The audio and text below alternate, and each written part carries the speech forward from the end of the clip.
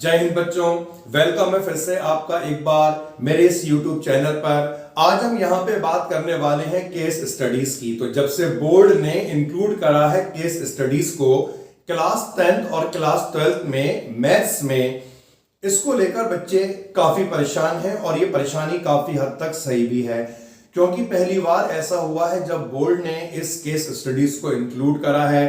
तो किस तरह के क्वेश्चंस आएंगे, कैसा पैटर्न रहेगा, किस किस टॉपिक के क्वेश्चंस मिलेंगे, तो इसको लेके बच्चे काफी परेशान हैं।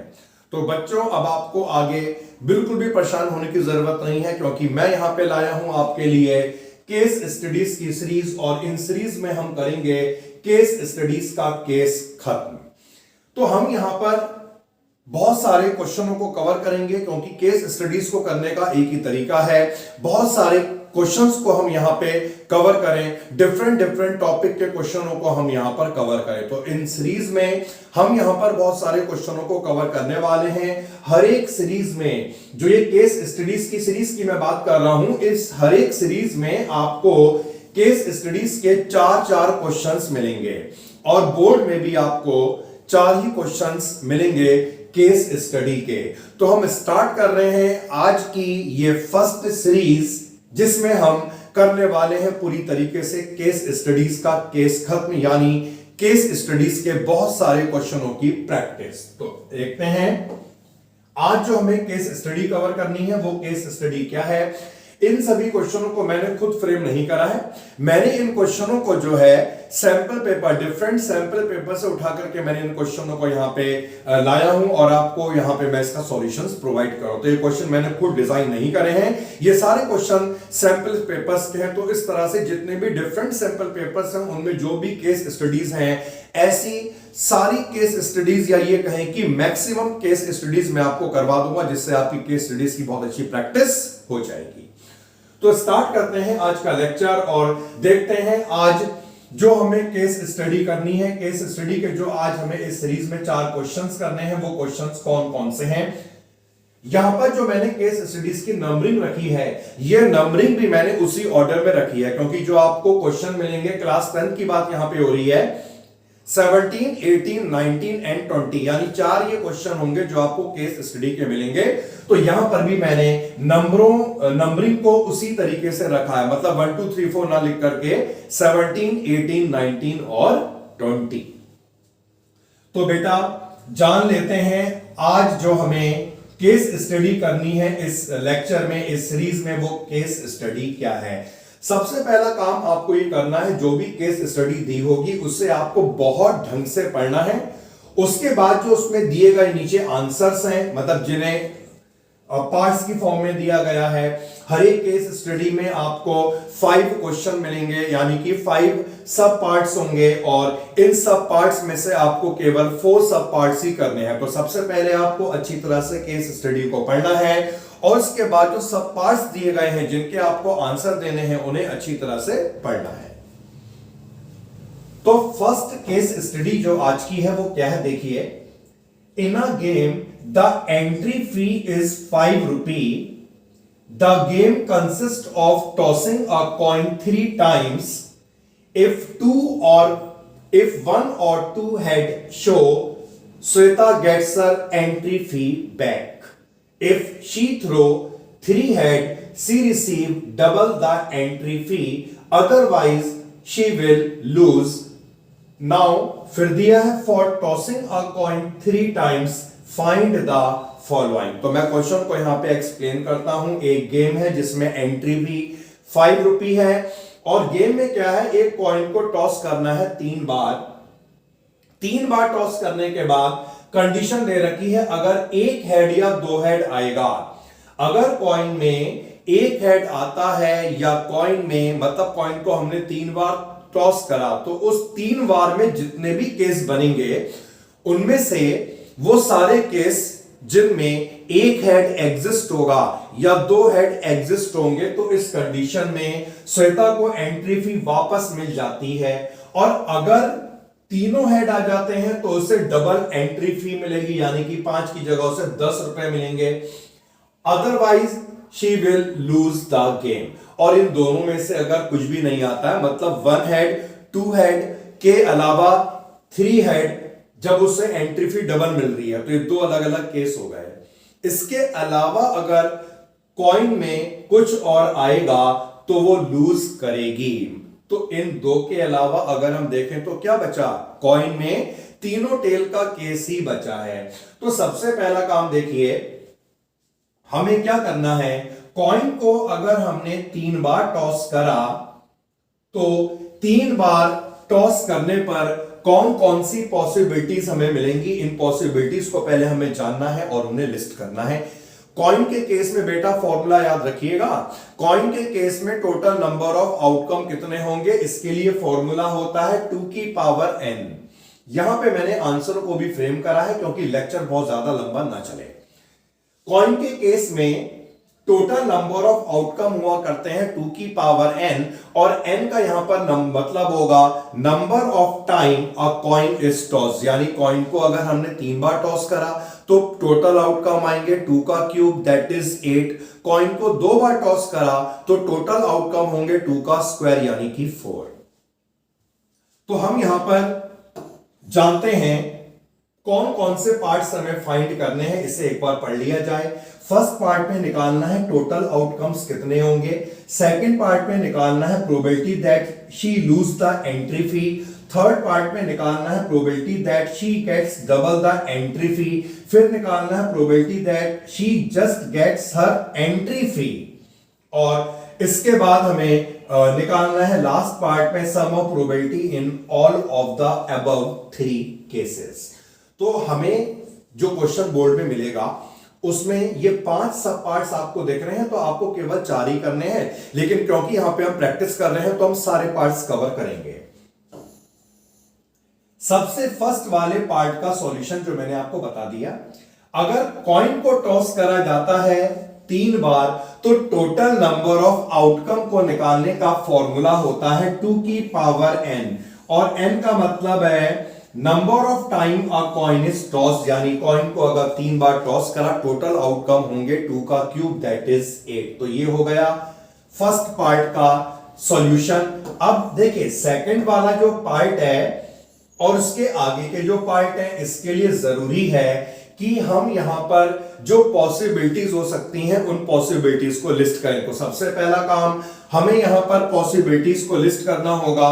तो किस तरह से पॉसिबिलिटी को लिस्ट करा जाएगा ये आप समझिएगा। देखिए कॉइन को हमने 3 बार टॉस करा, मान लो फर्स्ट टाइम हमने कॉइन को टॉस करा उसमें हेड आया, सेकंड टाइम हमने कॉइन को टॉस करा फिर से हेड आ गया, थर्ड टाइम टॉस करा फिर से हेड आ गया। तो एक पॉसिबिलिटी क्या हो गई, हेड हेड हेड।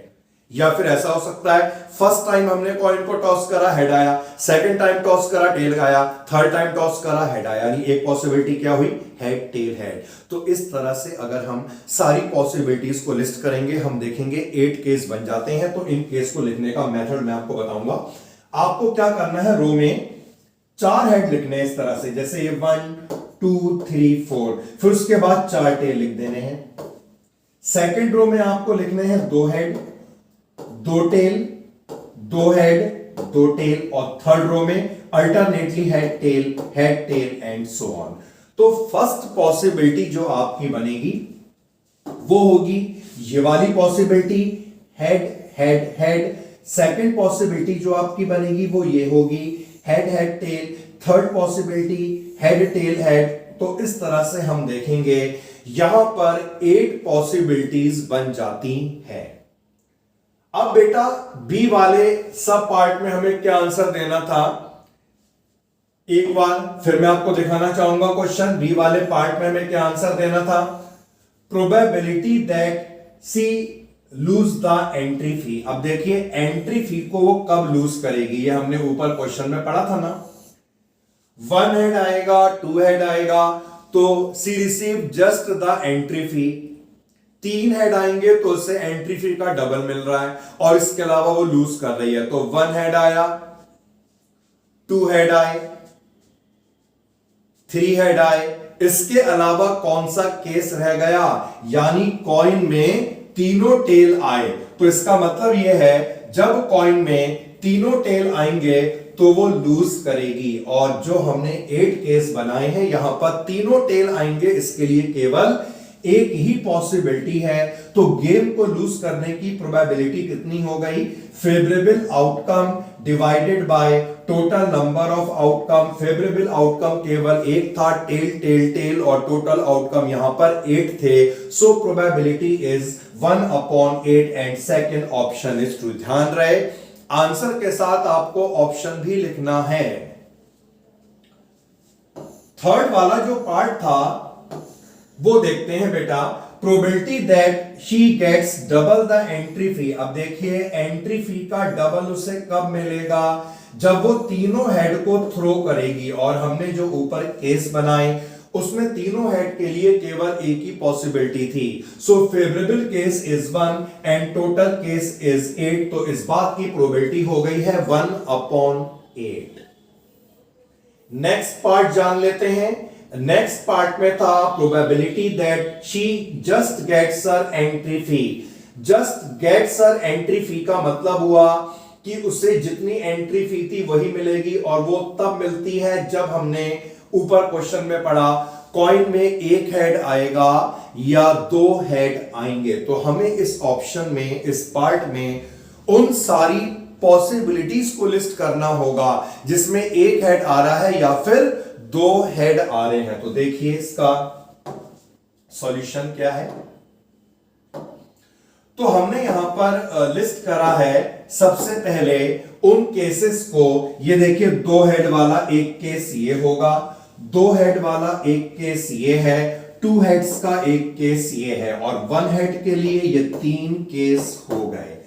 यानी जो ऊपर हमने 8 पॉसिबिलिटीज बनाई थी वहीं से आपको केस को छांटना होगा जिनमें 2 हेड है या फिर जिनमें एक हेड है। तो काउंट करेंगे बेटा, फेवरेबल आउटकम हो गए हैं 6 और टोटल आउटकम हो गए हैं 8, यानी प्रोबेबिलिटी आ गई 3/4 and third part is correct.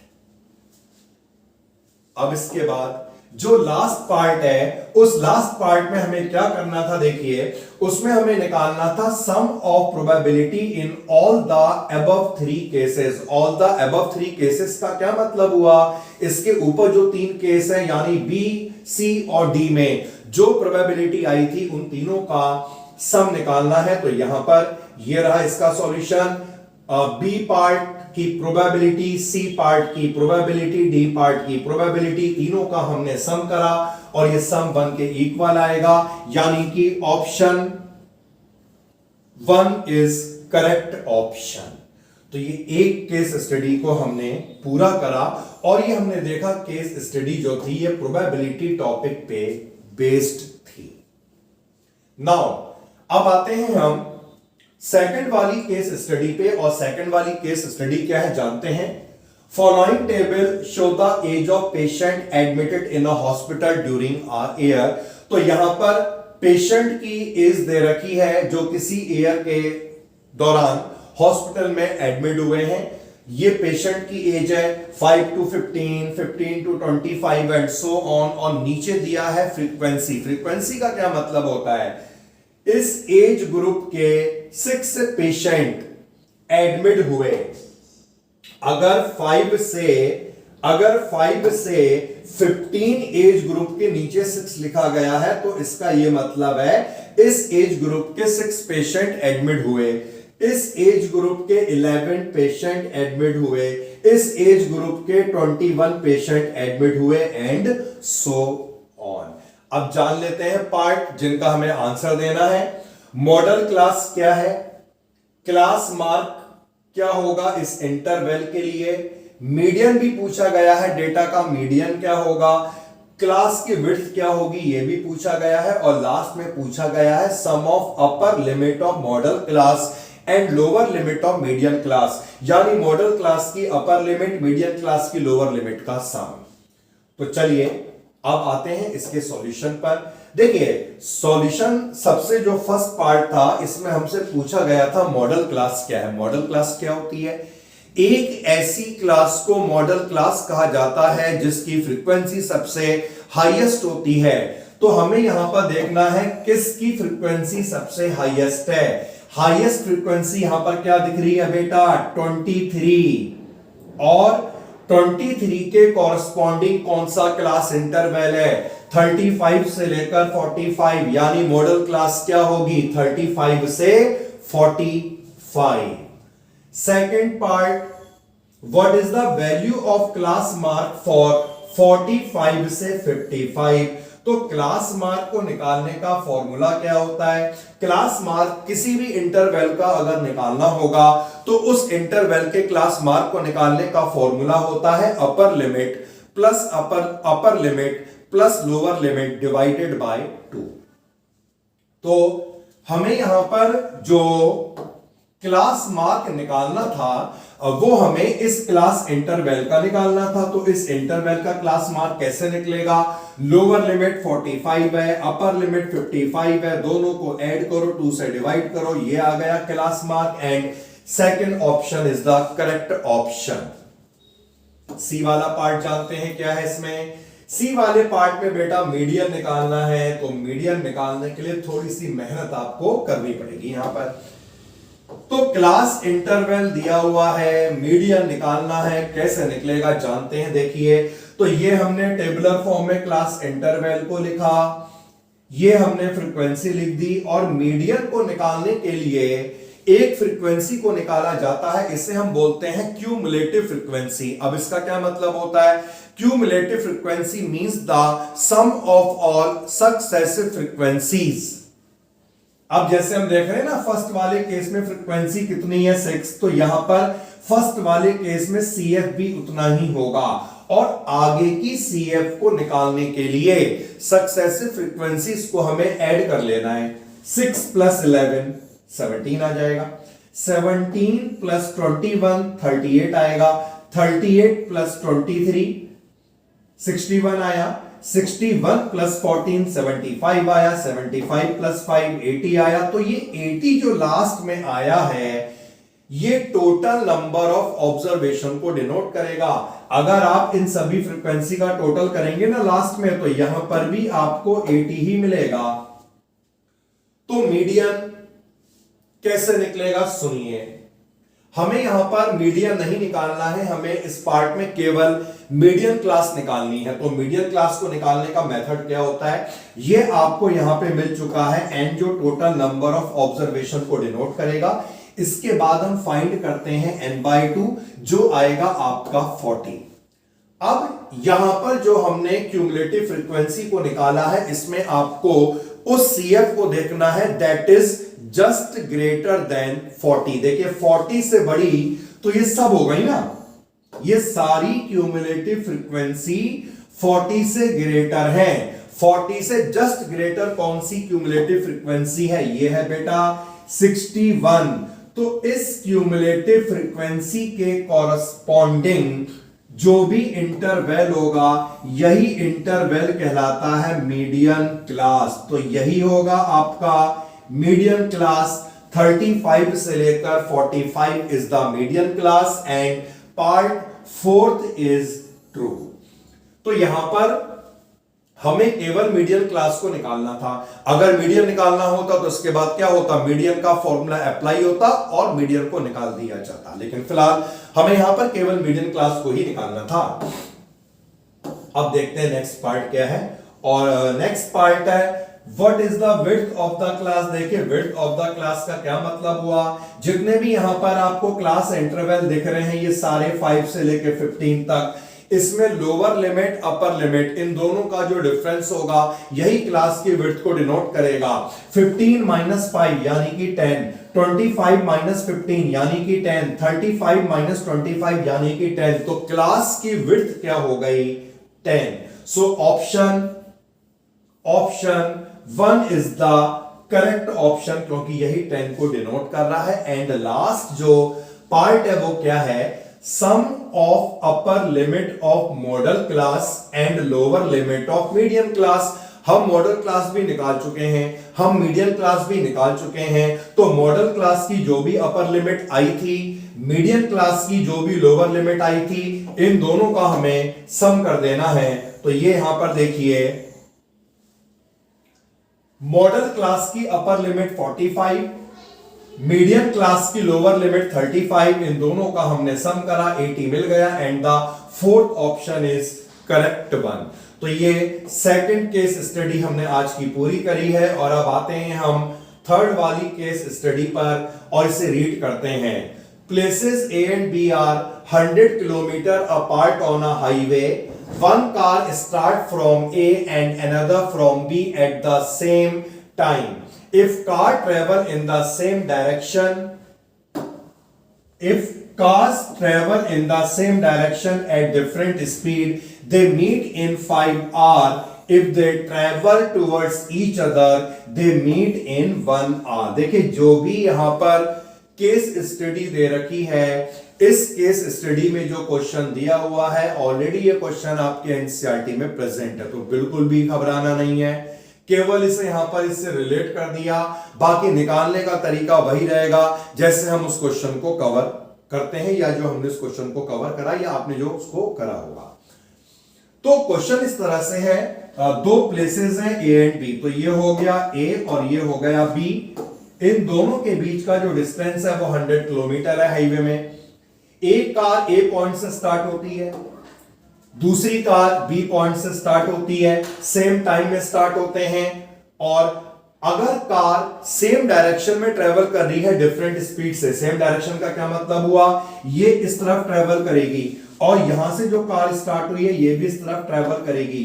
तो अगर ये सेम डायरेक्शन में ट्रेवल करते हैं डिफरेंट स्पीड से, तो जिस पॉइंट पर ये मिलते हैं इससे मिलने का टाइम मतलब 5 घंटे बाद वो उस टाइम पर मिलेंगे। जब कार अपोजिट डायरेक्शन में टुवर्ड्स ईच अदर ट्रेवल करती हैं तो वो 1 घंटे में मिलती हैं। मतलब ये समझिएगा, ये कार बी की तरफ ट्रेवल करेगी और ये वाली कार ए की तरफ ट्रेवल करेगी, तो ये हो गया टुवर्ड्स ईच अदर, या हम कह सकते हैं इसे अपोजिट डायरेक्शन। तो इस कंडीशन में ये 1 घंटे बाद मिलते हैं। तो ये तो हो गया, केस स्टडी को समझा हमने, अभी क्वेश्चन को हमने अच्छी तरह समझा।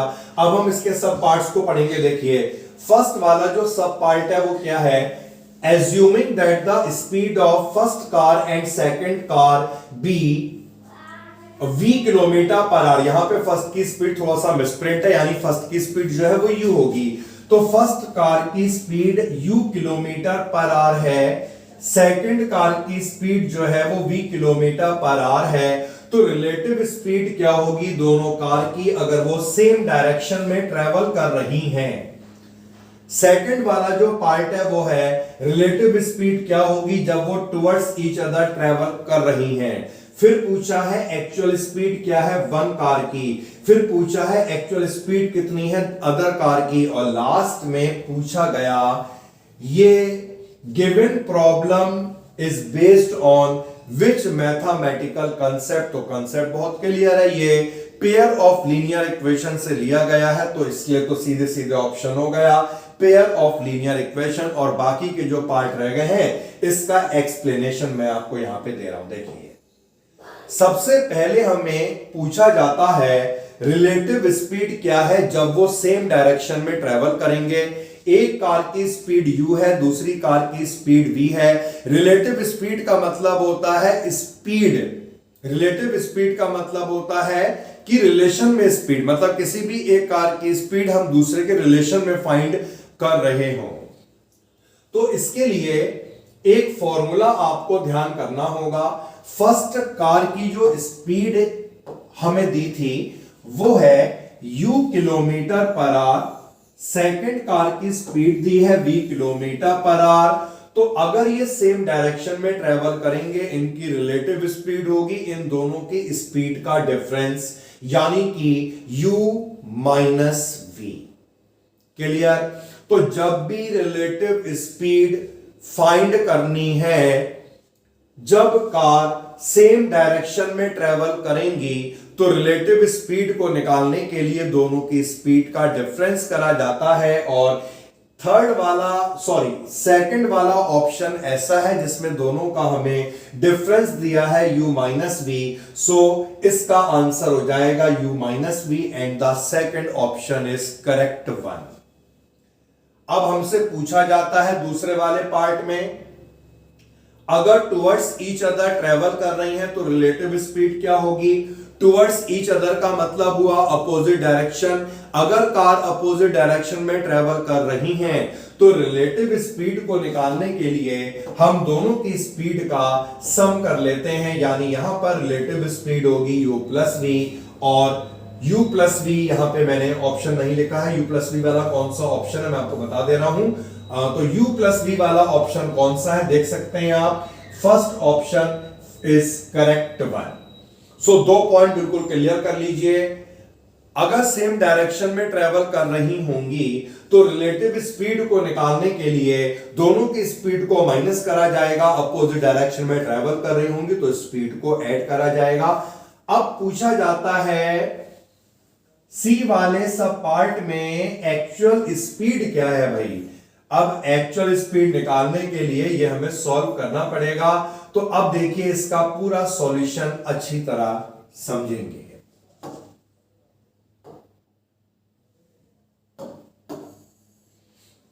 तो ये हमने डायग्राम बना लिया, ए पॉइंट हो गया, बी पॉइंट हो गया, हाईवे पे 100 किलोमीटर अपार्ट है, और हमने यहां पर एक कार की स्पीड को ले लिया, इसकी स्पीड को हमने मान लिया u किलोमीटर पर आवर, और यहां पर सॉल्यूशन में दूसरी की स्पीड को मैंने माना है y kilometre per our, u भी कुछ भी मान सकते हैं। सेम डायरेक्शन में अगर ये ट्रेवल कर रहे हैं मतलब A इस डायरेक्शन में ट्रेवल करेगी, मतलब जो कार यहां से स्टार्ट हुई है और जो कार यहां से स्टार्ट हुई है ये भी इस तरफ ट्रेवल करेगी। तो हमने ऐसा एज्यूम कर लिया जब ये सेम डायरेक्शन में ट्रेवल करते हैं तो ये किसी एक पॉइंट पर मिलेंगे, और इस पॉइंट को हमने मान लिया है पॉइंट P। अब यहां पर हमें दिया क्या है ये समझना जरूरी है। हमें यहां पे दिया क्या है, हमें यहां पर AB का डिस्टेंस दिया हुआ है। तो इसका मतलब ये हुआ प्रॉब्लम को सॉल्व करने के लिए हमें यहां पे डिस्टेंस ही निकालना पड़ेगा। भाई दोनों कार A और B पॉइंट से स्टार्ट हुई हैं तो उन कार ने कितनी कितनी डिस्टेंस को ट्रेवल करा। डिस्टेंस को निकालने का फॉर्मूला क्या होता है, speed into time, speed into time.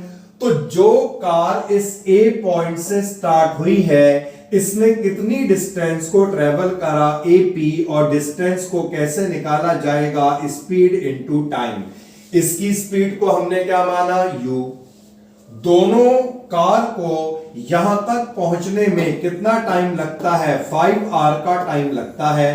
तो इसका मतलब है ये डिस्टेंस AP कितना हो जाएगा, स्पीड इनटू टाइम। स्पीड कितनी है u, टाइम कितना है 5 आवर, यानी ये हो जाएगा 5u के इक्वल। इसी तरह से जो कार B पॉइंट से स्टार्ट हुई है इसने कितनी डिस्टेंस को ट्रेवल करा होगा, स्पीड इनटू टाइम। इसकी स्पीड को हमने y माना, टाइम दोनों के लिए सेम है, तो BP कितना आएगा 5y। तो हमने AP निकाल दिया, हमने BP निकाल दिया। अब हम इक्वेशन को कैसे बनाएंगे देखिएगा, यहां पर इक्वेशन बनाने का मेथड ये होगा, अगर हम AP में BP को सब्ट्रैक्ट कर लें तो हमें यहां पर AB मिल जाएगा। ठीक है बेटा, AP डिस्टेंस BP डिस्टेंस का डिफरेंस इज 100 किलोमीटर, और AP डिस्टेंस हमने फाइंड कर ली 5u, इस वाली डिस्टेंस को फाइंड कर लिया 5y, और AB यहां पर दिया है 100। इसे हम 5 से डिवाइड कर लेंगे, तो डिवाइड करने के बाद हमारी इक्वेशन यहां पे कुछ इस तरह से आ जाएगी,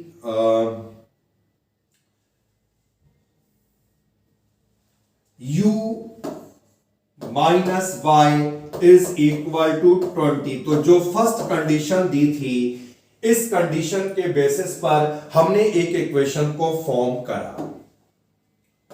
अब जो सेकंड कंडीशन है ये बन चुकी है एक इक्वेशन, इसका यहां पे सॉल्यूशन करा गया है बेटा।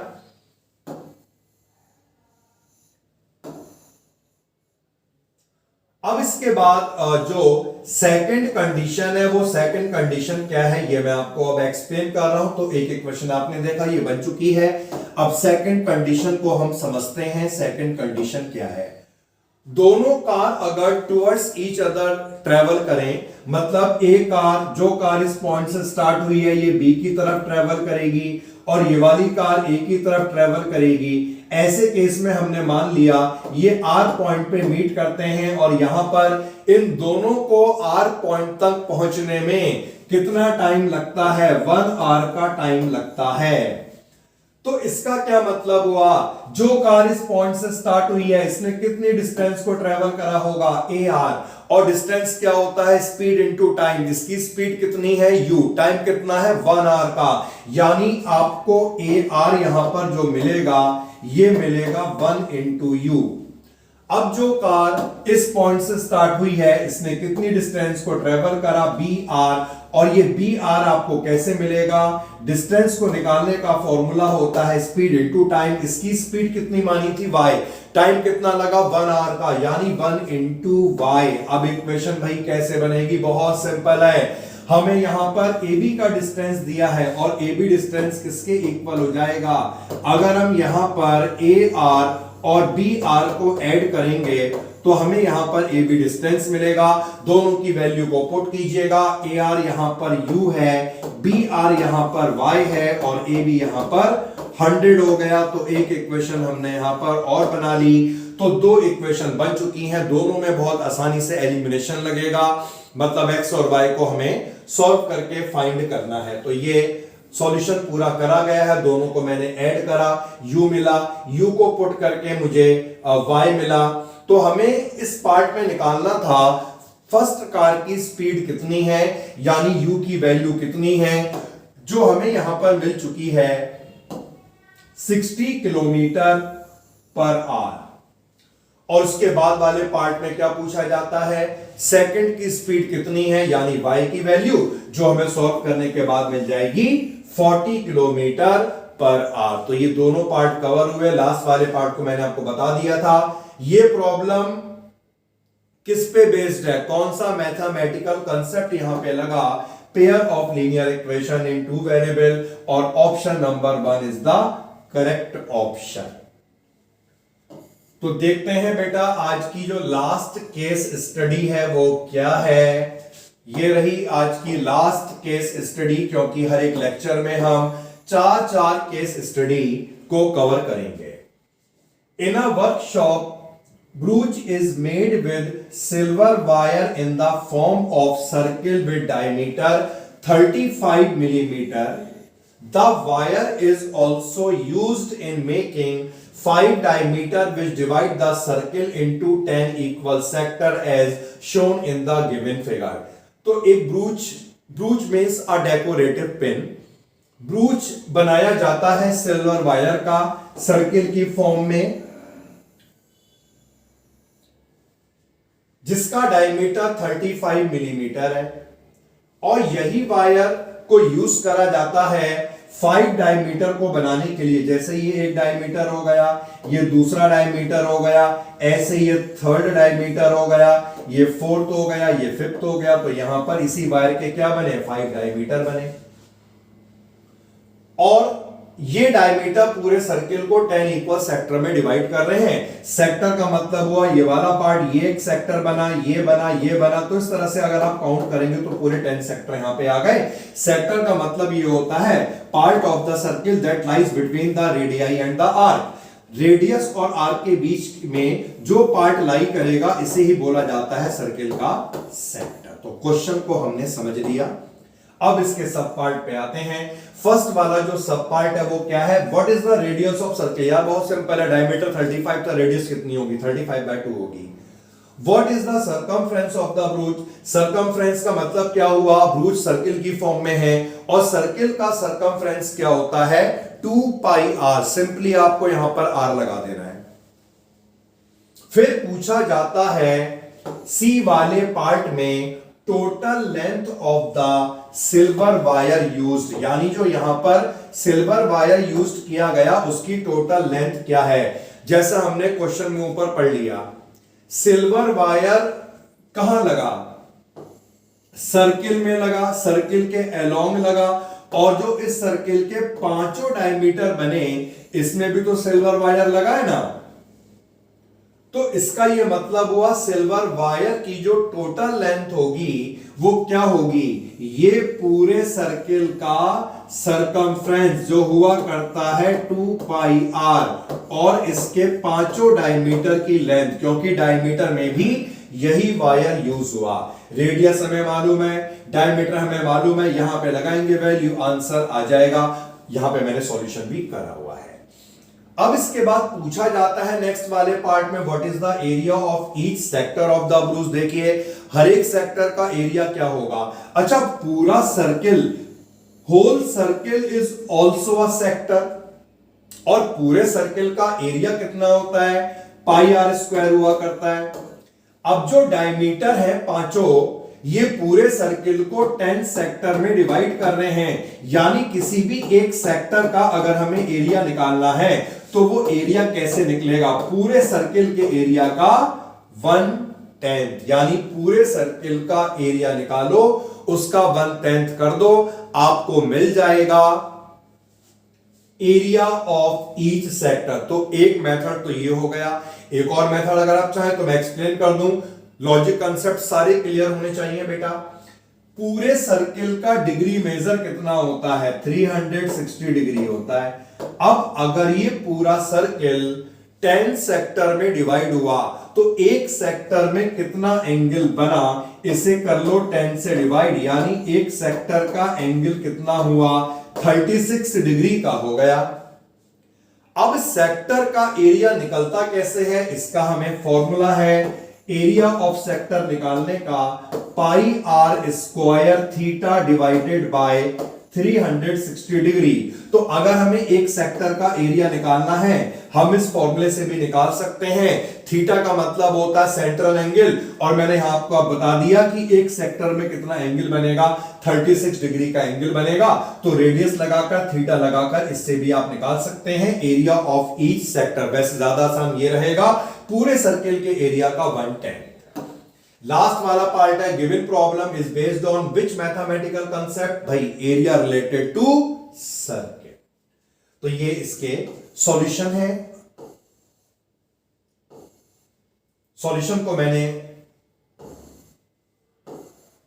प्रोवाइड कराया है आपको पहले से ही, क्योंकि नहीं तो लेक्चर काफी ज्यादा लंबा हो जाता, और मैंने आपको ये पूरा एक्सप्लेन कर दिया। डिस्क्रिप्शन बॉक्स में आप जाएंगे तो आपको ये पूरी पीडीएफ मिल जाएगी। तो आज हमने इस सीरीज में 4 केस स्टडी को पूरा करा। आगे भी आपको इस तरह की बहुत सारी सीरीज मिलते रहेंगी, और एक ही तरीका है, इससे डरना नहीं है केस स्टडी से, और ऐसे हमें बहुत सारे क्वेश्चनों की प्रैक्टिस कर लेनी है। तो मिलते हैं नेक्स्ट सीरीज में, जिसमें हम 4 और केस स्टडीज के क्वेश्चनों को कवर करेंगे। ओके बेटा, बाय, टेक केयर, जय हिंद।